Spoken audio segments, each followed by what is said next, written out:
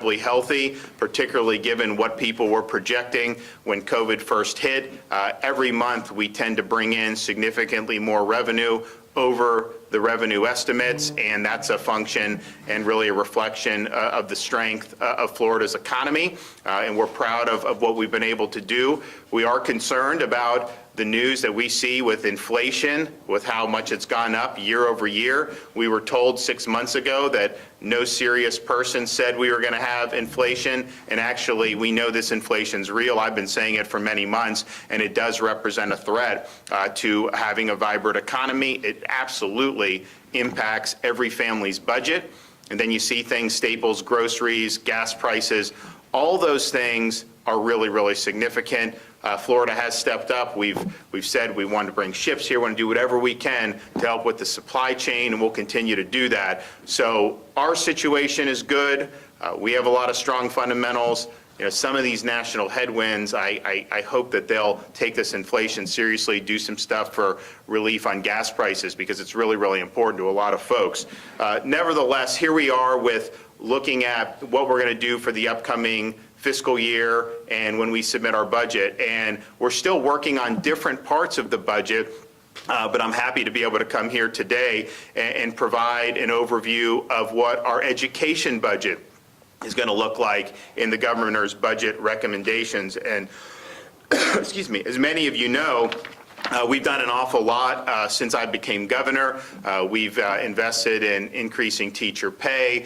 We've invested in early learning. We've expanded school choice. We've invested in vocational and technical education, and we really want to be able to keep that momentum going. And fortunately, we're in a situation where we can keep that momentum going. And so our education budget this year is going to have a lot of wins for families, for students, and for teachers.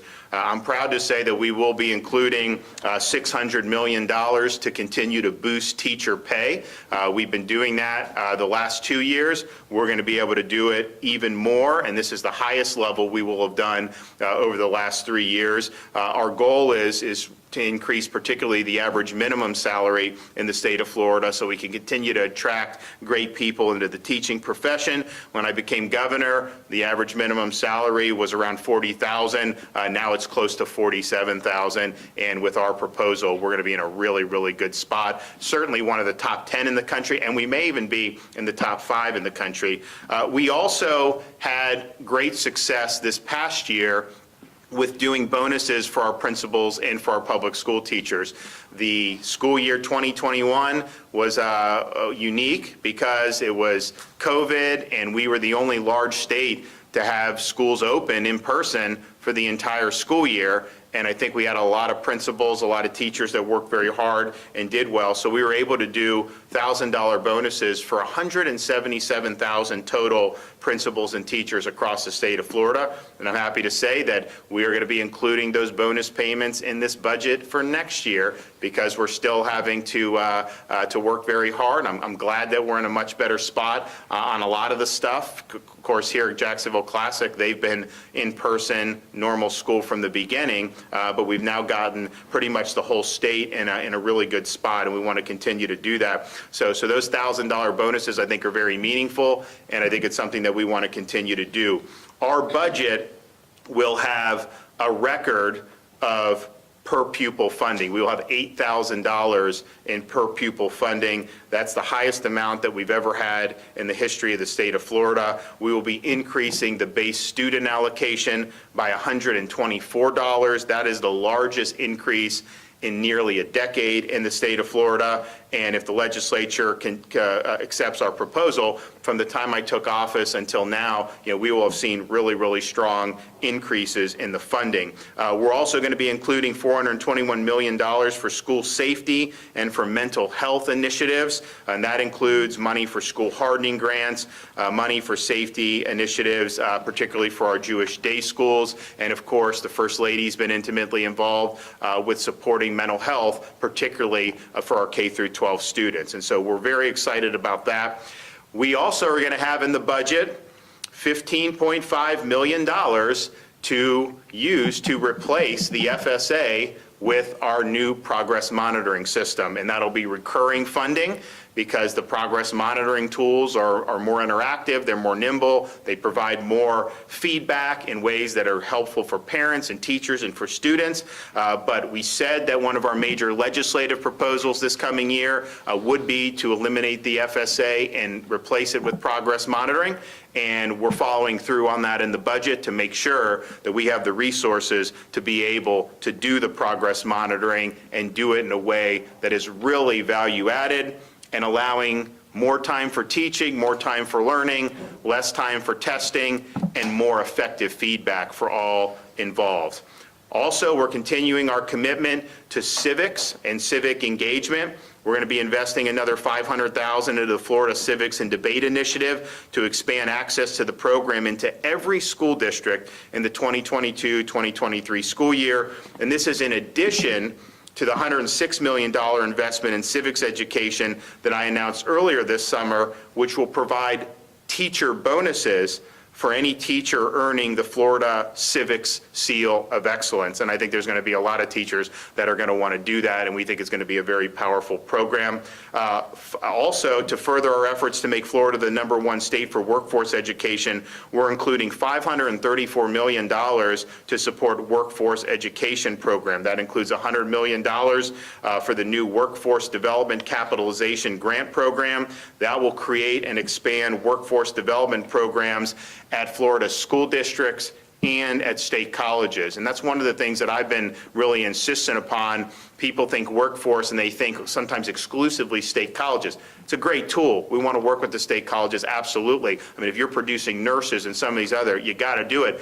But I also see huge opportunities for our school districts to be able to provide credentials and get some of their students that graduate from high school into jobs immediately. And these are high demand jobs, they pay well, and you're able to really make a good living without having to go into crippling debt. Now, in Florida, we're holding the line on university tuition. It's affordable. We're going to keep it that way. We're not going to let them raise tuition. And so we provide a good value for higher education, but there's a lot of places that don't. A lot of these schools cost a lot. They cost an arm and a leg. Kids go deep into debt, and then they end up with degrees in some instances that they could have had. They end up with degrees that aren't really paving the way for anything. They end up with jobs they could have out of high school.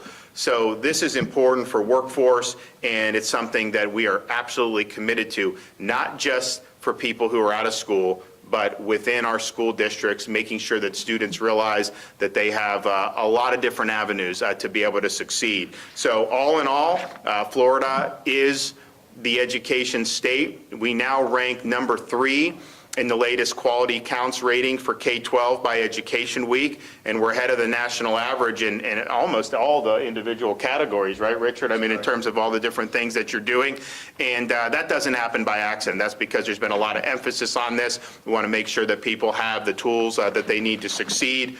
We place emphasis where we think it really matters on things like early learning and early literacy. We're going to be having from our last session, we're going to have these books that are going to be sent out at the beginning of the school year. They're going to be utilizing those here at the Classical Academy. So we're really, really proud to place a significant emphasis on education. I think that to continuing to boost teacher pay, do these bonuses, make sure that we have workforce education, civics, all these things, replacing the FSA with progress monitoring. You know, it's a really, really robust agenda, and we're happy that we're able to do that. We're happy that we're going to have $8,000 per pupil. We're happy that we're going to be increasing the BSA, and we're happy that we're going to be able to continue to give Florida students the ability to succeed. So that's a great announcement. We have some other folks that are going to come up and talk about some other stuff regarding education, so I want to bring them up. So we'll start with the chairman of the board here at Jacksonville Classical Academy, John Rood.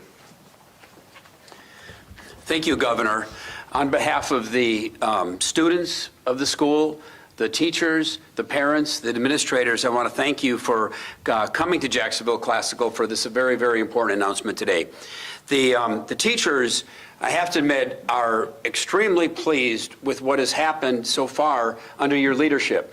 We're primarily first-year teachers, and our teachers have received over $6,000 per year in an unexpected raise, and it's something that is well deserved and very much appreciated. And I think all of us in this school love to hear the depth of support you are going to be providing and funding for the public education system. And we all know how important education is and how important it is to have, for the schools to have the tools to help the children get ahead. So for what you're doing, what you've announced, I want to thank you very much. Appreciate it. Okay, David, come on up. I'd like to second that and thank the governor for coming today and for everything. Jacksonville Classical Academy is a school of more than 100 faculty and staff members, more than 800 students, and we draw our students from every neighborhood, every background in Jacksonville.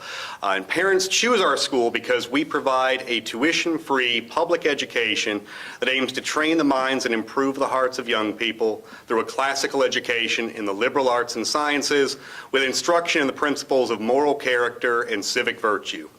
So when I hear the governor talking about focusing on early childhood literacy and on civics education, I'm very excited about that. And I'm very excited about the support that we've received so far, but the emphasis on getting all students reading on grade level by the time that they're in third grade and getting the students who didn't get there caught up, the emphasis on developing civic knowledge and knowledge for citizenship, that's the kind of education that the teachers here are providing every single day for all of our students. So we're very excited to have the governor's support in that mission. Thank you. Thanks. Okay, and speaking of literacy, we have Jennifer Mills, who's a teacher here at Jacksonville Classic Academy. Good morning. As a public educator, I'm very excited to hear that we're increasing funding for education. It's so important that every child has access to a high-quality education regardless of their zip code or their personal circumstance. So I'm very glad to hear that we're prioritizing education.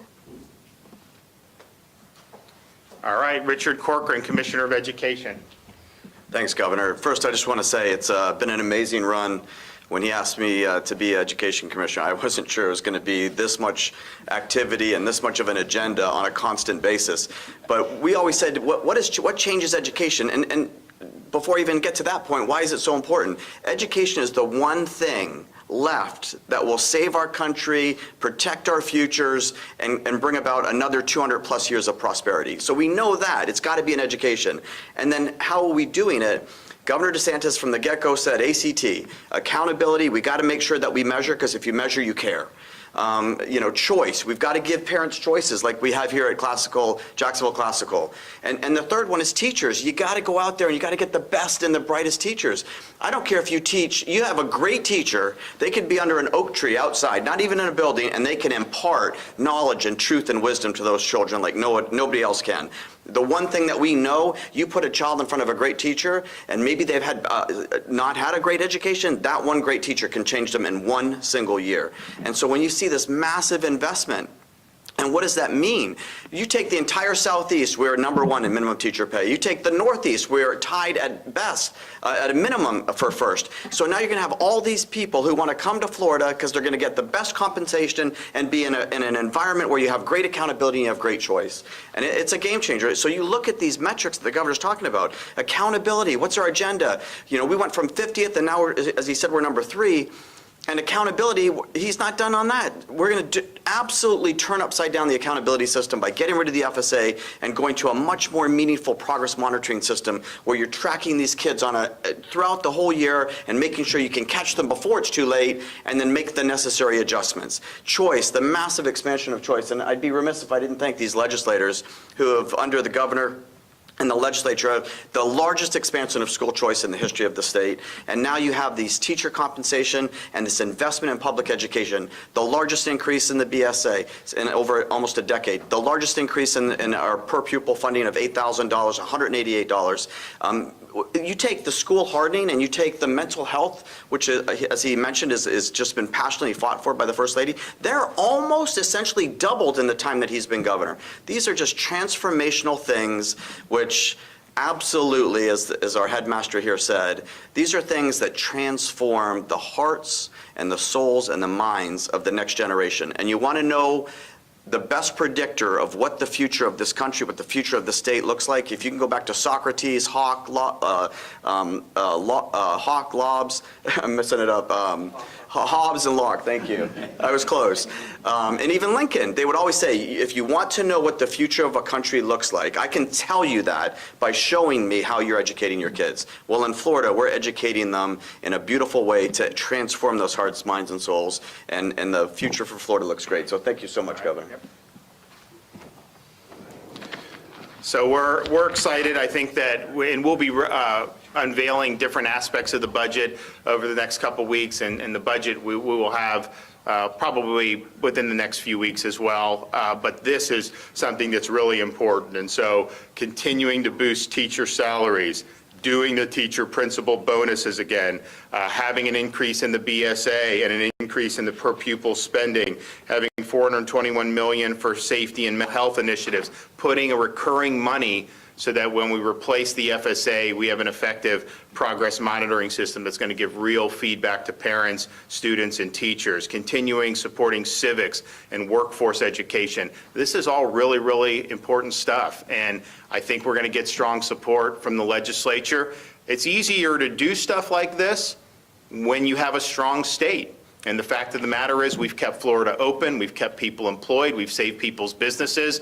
This is the #1 place people want to come to vacation. We've always had good tourism, but if you look in August, we were 11% higher in hotel revenues than we were in August of 2019, pre-COVID. The rest of the country was down 5% over that comparative period. People know that they come to Florida, they're going to be able to enjoy themselves, and so we've been able to keep the engine going, and that provides us with being in a real strong financial position. Still very frugal, still very prudent about what we spend, always respecting taxpayers, but when you have opportunities to really make a difference, we're going to take that. And so I look forward to being able to work with the legislature on these proposals, and I think it could be another banner year for education in the state of Florida. All right, I'll take some questions.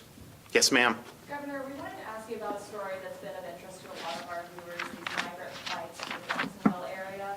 Your spokesperson told us your office is aware of 78 such flights in recent months. She says state law enforcement has briefed the office about this. Which law enforcement agency is that, and can you provide specifics about these flights, when they landed, who was on board, how many? So here's what happens with these flights. There's no notification to the state of Florida. These are done mostly in the middle of the night, and it's clandestine, and we really have no say into it. So what we're going to do, so I don't know on the top of my head everything, but we could provide. I know when we initially got wind of this, it wasn't through normal channels. It's people in the federal government who are effectively leaking this to us so that we have a heads up on it. I've talked with Mayor Curry. I've talked with my folks. We need to talk to the airport people. We're going to get together and figure out what we can do in the immediate term to protect folks in Florida. And then obviously, as the legislature comes back, I think about it, you have an open border in violation of U.S. law. The president has said that basically they want to even pay reparations to people who came illegally. Just think about that. You as an American, you get higher gas prices, you get higher grocery bills, you get told basically to just grin and bear it. Someone breaks the law, comes illegally, and they're going to cut them a check for hundreds of thousands of dollars. That is just unbelievable, but that's what we're dealing with. So they're not enforcing the law. I had people there to help Texas, Governor Abbott. We had some of our state law enforcement there in June and July, and they did a great job. But what would happen is people would come illegally, our folks would apprehend, you turn them over to the feds, and then the feds put them on a bus and send them around, or put them on flights and send them all over the country. How is that something that's effective? So we have to look at that and say, we are suing the Biden administration over that. We have a pending lawsuit. I think we can be successful on it, but that's not going to happen overnight. Then we have to look at, okay, if these contractors are being contracted by the federal government and they're imposing problems on us. We had somebody that was murdered by somebody that was brought in by Biden. We should be able to have consequences for those contractors. And your ability to do business in Florida, I think, should absolutely be curtailed based on whether or not you're bringing problems or not bringing problems. And the fact of the matter is, This border should be secured. We know what to do because it was working prior to Biden taking office. So they should do that. But we are going to work with the folks here in Jacksonville. And the problem is, the federal government has basically the runway when it comes to air traffic in this country. So I don't control the airspace. City of Jacksonville doesn't control the airspace. The feds control the airspace. So they can shut us out. Now this lawsuit, maybe we'll get some relief from the lawsuit. But short of that, we need to get together and figure out ways to be able to do it. We knew, one of the things that was concerning to me, and look, you can't prove any of this stuff, but they were bringing flights in May and June, we found out here. And why was that? And then Jacksonville, you saw what they had to deal with some of the COVID stuff. So there's all these things. It's just like, why? Why not just kind of let folks alone? So there's absolutely going to continue we're going to have action across a wide variety of fronts. If I may follow up again, which law enforcement agencies are providing this information, and do you have any details about the number of flights, when, the number of people? So in terms of like each individual flight, I mean, I can tell you, I know that they started in May, and I know that they've continued. Whether they have the ledger of everything, I mean, you'd have to talk to my office about that. But our state law enforcement agencies are engaged in this. And again, this is not something that we're given ahead of time. This is something that we find out after the fact. And I talked to the folks at the Jacksonville Aviation Authority. Feds come in, they do it, they got a bus. My view would be, why don't we, if they're going to come here, we'll provide buses and provide them. I will send them to Delaware and do that. I mean, if he's not going to support the border being secured, then he should be able to have everyone there. So we will do whatever we can in that regard, and we are absolutely going to do everything we can. Can you name some of those private contractors you're talking about, Governor? Well, I could, but I'm not going to do it right now. I mean, I think that we want to maybe have discussions with some of them, because you have charter air, and then you also have buses. And I think we want to have some discussions. I'd like to get to a place where we're in a better spot than we are now. I mean, just think about it. If they're not going to do anything to change us, maybe we'll win in court. Maybe we'll have something that pushes back. But even then, you saw what happened with the OSHA decision. It was stayed by the Fifth Circuit Court of Appeals, meaning not in effect. And what did the Biden administration say to businesses? Ignore the court and follow our rule anyways. And so I think that they basically said, to hell with these court decisions. They're going to do whatever they feel like doing. And so that's something that's problematic, because we can even win in court and they may disregard that. So we're going to do all we can. But there are definitely, I think, from a contractor perspective, we've really got to have a big conversation with some of those and then see what we can do in terms of this. Unfortunately, over the years, and we've looked at different things to do, unfortunately, over the years, federal courts have basically said illegal immigration is something for the federal government. They have the jurisdiction. So when states want to go in and protect themselves, they have not looked kindly on some of those things. And I'm not sure that's the right decision, but clearly, if it's the federal government's responsibility, but then the federal government defaults on that responsibility, then the states still have their hands tied. I don't think both can be true. If it's a federal responsibility, then they have a responsibility to discharge the duties and enforce the law. If they're not doing that, then clearly, I think a state should be able to come in and provide protections. And so that's what we're going to be looking to do. Governor, two-part question real quick. When it comes to these undocumented immigrants, you say that they're coming in at 2 and 3 in the morning, late at night. Are we talking about a dozen, by the hundreds, and are these asylum seekers? What are they? Well, I think in the flight that is in question for the individual that posed as a minor, came in, was really in the 20s. I think that flight was one with people that were at least posing as being under 18. So what you do is you have people that are coming to the border, a lot of kind of like 16, 17-year-old males coming. They're treated differently than somebody that was over the age of 18. And so that particular flight was supposed to be, I think, what they call, UACs. And they were on a bus, and I think many of them taken to the Homestead facility down in Southwest Florida. And I know that that's been the case with other ones. Now we're also looking at people, buses from South Texas, where are those buses taking folks, and buses that are coming in to the state of Florida and certainly in other parts. It's interesting.